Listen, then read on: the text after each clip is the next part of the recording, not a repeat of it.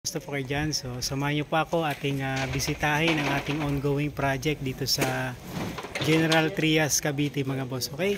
River Lane Trail. So, ngayong araw mga boss, galing tayo ng Pasiano tsaka dun sa ating project sa Calamba mga boss. So, meron tayong dalang ibang graba tsaka buhangin yung galing dun sa Pasiano. So, hinakot na natin ngayong araw para clearing na tayo dun mga boss. Okay? So tara mga boss, silipin natin. Let's go! Yung binababa nila ngayon mga boss, yung ating buhangin tsaka yung graba galing doon sa Pasiano. Okay? So kasama natin si Bossing. Galing pa ng Bicol mga boss, nagbakasyon.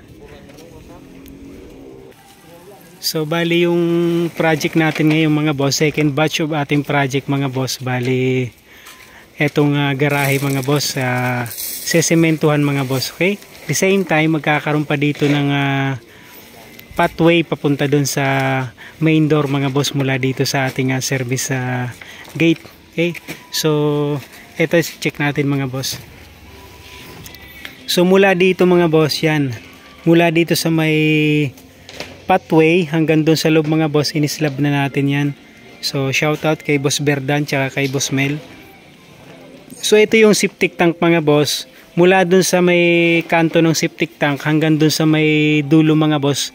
Bali yung dimension yan mga boss, 5.5 meters based dun sa drawing ni architect mga boss. Okay? So bali nilagyan natin ng 10 mm na deform bar. So yung spacing yan mga boss, 30 by 30 yung spacing yan mga boss. So yung spacing yan mga boss, 30 by 30 yung ating 10 mm na bakal mga boss. Okay? Yan. So kahit siguro truck kayang buhatin yan mga boss. So dito sa likod mga boss, ganun din. Magkakaroon din tayo dito ng slab sa likod. So may pinakang laruan ng mga aso mga boss ito. So ito mga boss, bakante na to, lupa lang to. So dito, ito hukayin uli natin to. So bali slabin uli natin to mga boss. Okay? Based dun sa design ni architect mga boss. Shoutout kay Architect Ace. Shoutout din sa client natin, kay Boss Kian, tsaka kay Madam.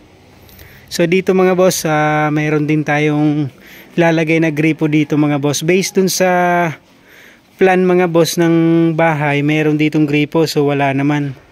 So yun yung challenge mga boss. Titik-tik tayo dyan. Tingnan natin kung saan yung supply ng tubig. So ito na yung gate na ginawa ni Kuya Eman.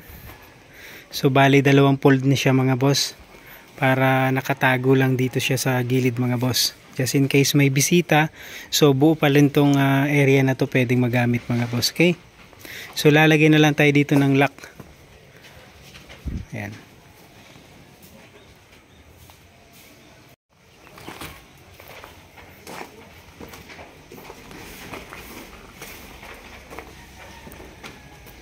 So madami-dami na naman yung ating ipapahakot na debris mga boss. Okay? So ito isasako pa natin to mga boss. Tapos ito nasako na ni Boss Berdan tsaka ni Boss Mel. So papahakot pa to. So wala pa yung huhukayin dun sa likod. So mas marami yun mga boss, yung likod na yun.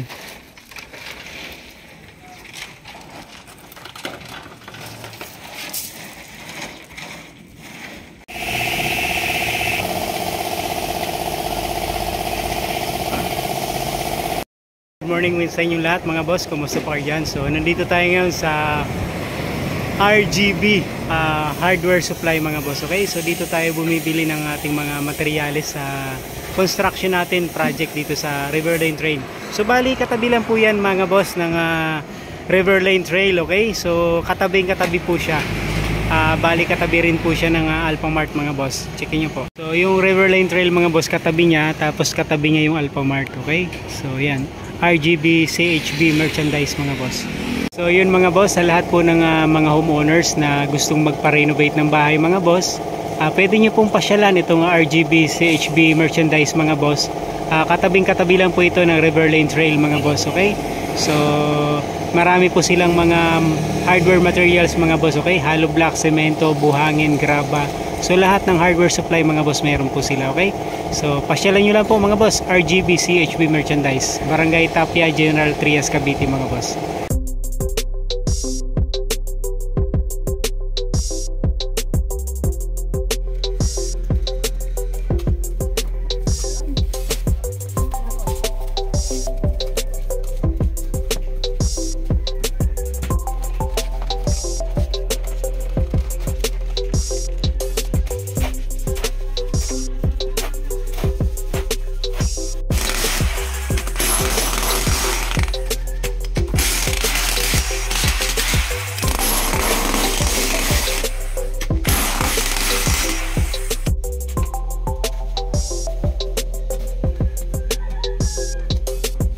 ating project update dito sa Riverline Trail, Barangay Tapia, General Trias, Cavite mga boss. Okay, so check out natin mga boss yung slab flooring ng garahe mga boss. Let's go!